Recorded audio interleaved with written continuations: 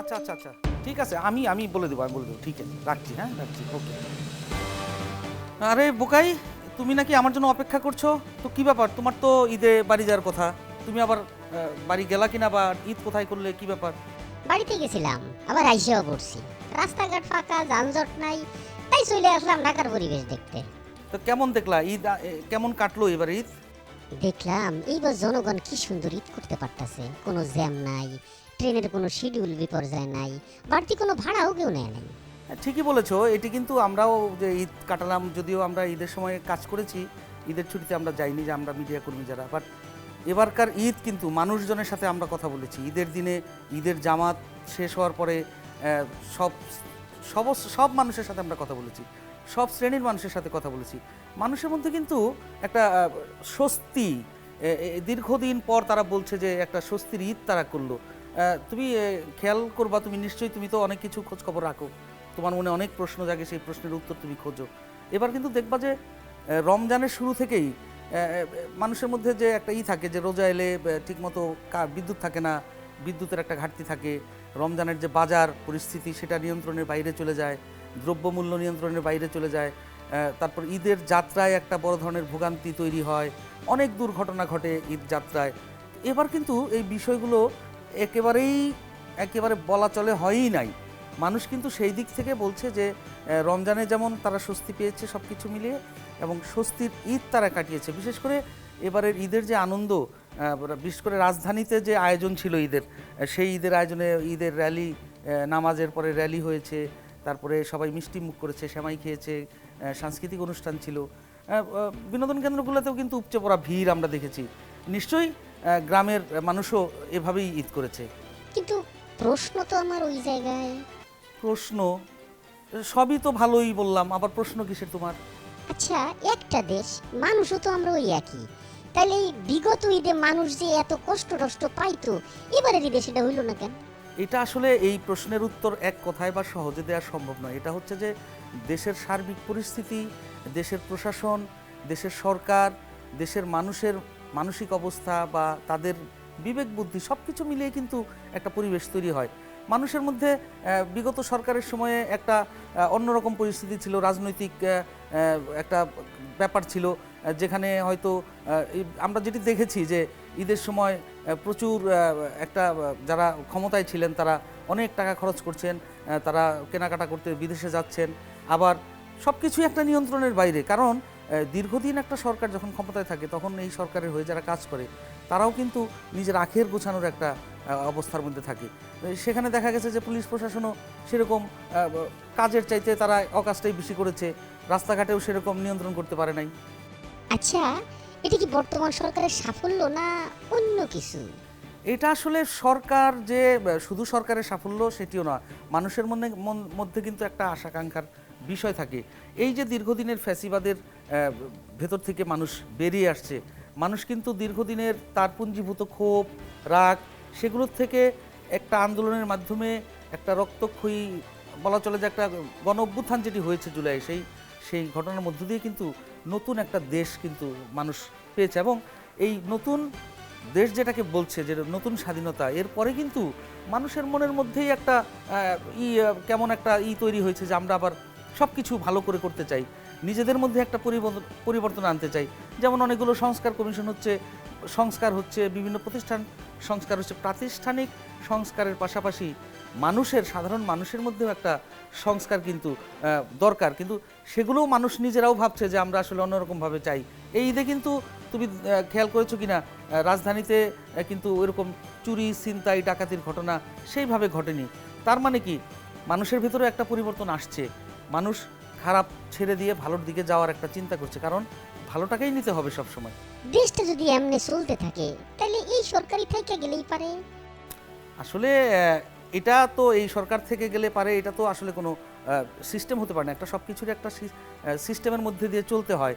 যেমন একটি পরিস্থিতিতে বর্তমান যে অন্তর্বর্তীকালীন সরকার আসছে, এরা নিশ্চয়ই একটা সময় দেশটাকে একটা সুন্দর করে একটা জায়গায় নিয়ে আবার, কারণ আমাদের গণতান্ত্রিক দেশ, আমাদের গণতান্ত্রিক দেশে রাজনৈতিক দলগুলো রয়েছে, রাজনৈতিক দলগুলোর মধ্যে একটি সাধারণ নির্বাচন হবে, সেই নির্বাচনের মাধ্যমে দেশের মানুষ ভোট দিয়ে একটি দলকে কিন্তু ক্ষমতায় আনবে, মানে ক্ষমতায় বসাবে, ক্ষমতার চেয়ারে, যে আপনারা দেশ চালান।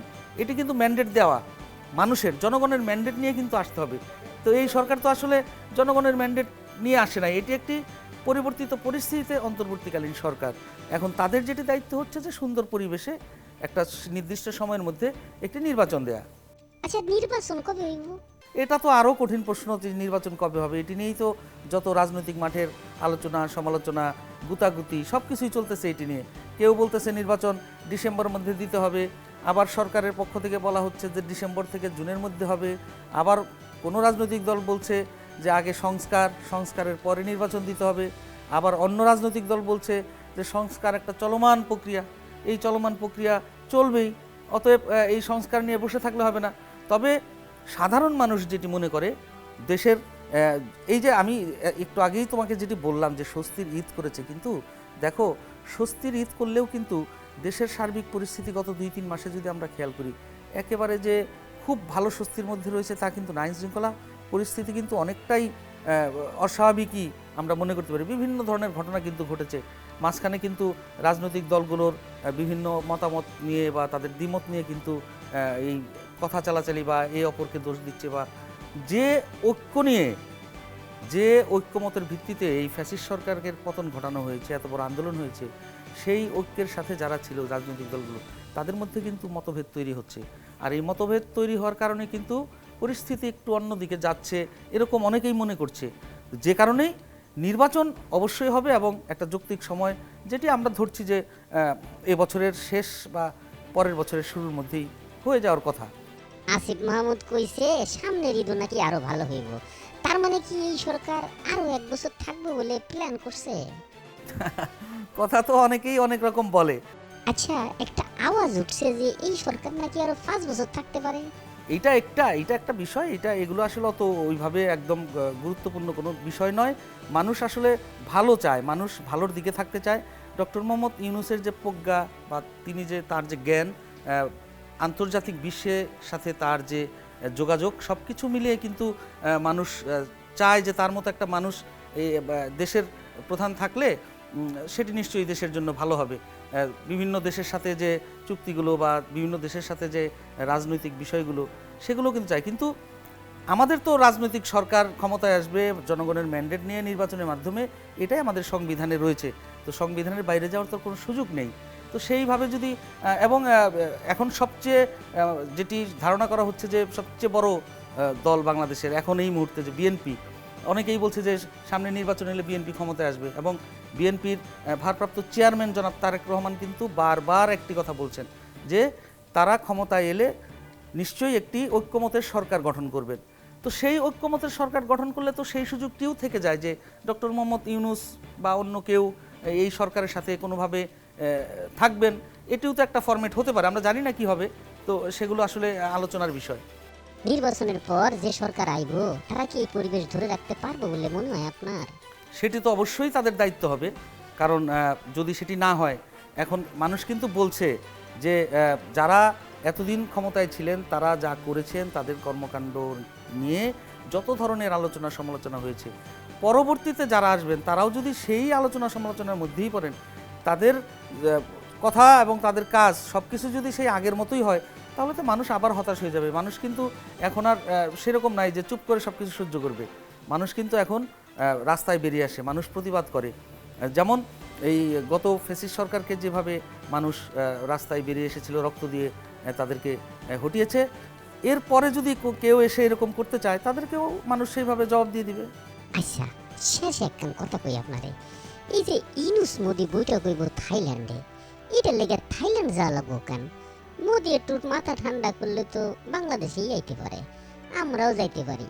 তো মানুষে কইতেছে মোদি নাকি একটু চুপচাপ মারছে, ভয় খাইছে। আর বৈঠকটা কি আসলে হইব নাকি হুদা মিশা আওয়াজ? হ্যাঁ, সেটি তো হওয়া উচিত, আমরাও মনে করি যে হওয়া উচিত। বাংলাদেশ সরকারও সেটি আশা করে নরেন্দ্র মোদীর সাথে ইউনূস সাহেবের একটা বৈঠক, সাইডলাইন বৈঠক হবে সেই সম্মেলনে। এটি হলে অবশ্যই ভালো হবে। আর এটি আমার মনে হয় আমাদের চাইতে ভারতেই বিষয়টাকে গুরুত্ব বেশি দেবে। মোদী সরকার বিষয়টাকে অবশ্যই গুরুত্ব দেবে, কারণ ইতিমধ্যে কিন্তু আমরা সার্বিক যে গত কিছুদিন আগে যে চীন সফর করে আসলেন ডক্টর মোহাম্মদ ইউনূস, এবং সার্বিকভাবে পাকিস্তান এবং চীনের সাথে বাংলাদেশের যে সম্পর্ক তৈরি হচ্ছে, তারা যেভাবে শক্তিশালী হওয়ার চেষ্টা করছে, এই দক্ষিণ এশিয়ার মধ্যে ভারতের যে প্রভাব, সেই প্রভাব নিয়ে কিন্তু চিন্তিত হয়ে পড়েছে মোদী সরকার। এবং মোদী সরকার যদি সত্যিই ভাবে যে তাকে সব কিছু ঠিক রাখতে হবে এই আন্তর্জাতিক রাজনীতির সাথে বা সব কিছুর সাথে, এই দক্ষিণ এশীয় রাজনীতিতে তার প্রভাব রাখতে হবে, তাহলে কিন্তু বাংলাদেশের সাথে তার ভালো সম্পর্ক রাখতেই হবে। এবং সেই ক্ষেত্রে মোদি নিজেই উদ্যোগী হওয়ার কথা ডক্টর ইউনূসের সাথে একটি বৈঠক করার, এবং সেই বৈঠক যদি হয় আমরা সেটাকে সাধুবাদ জানাই। সেই বৈঠকে ভালো কিছু হবে, ভালো দুই দেশের মধ্যে যে সম্পর্ক সেটি নিয়ে ভালো সুসংবাদ আমরা পাবো, সেই আশায় আমরা করি। অনেক কিছুই আপনার মাধ্যমে জানলাম ভাই।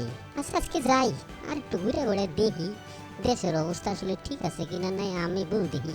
দেখো ঘুরো, তোমার তো কাজই ঘুরে বেড়ানো, আর বিভিন্ন ধরনের প্রশ্ন তোমার মাথায় আসে, আর সেই প্রশ্নের উত্তর খোঁজা। তো দেখো তোমার যে প্রশ্নগুলোর উত্তর তুমি জানতে পারবা পরবর্তীতে, কিন্তু আমাকেও কিছু জানিও, তোমার কাছ থেকে তো অনেক কিছু জানতে পারি। আচ্ছা আচ্ছা, ভালো কথা আছে। যাওয়ানোর আগে একটু পোলাও গরম টরম কিছু খাওয়াইবেন না, খালি মুখে বিদায় করবেন নাকি? খোরমা পোলাও খাওয়া? না, অবশ্যই ঈদ, যেহেতু ঈদের সময় তোমাকে তো খালি মুখে আর বিদায় করা যায় না, অবশ্যই তোমাকে খাওয়াবো, চলো। চলেন ভাই।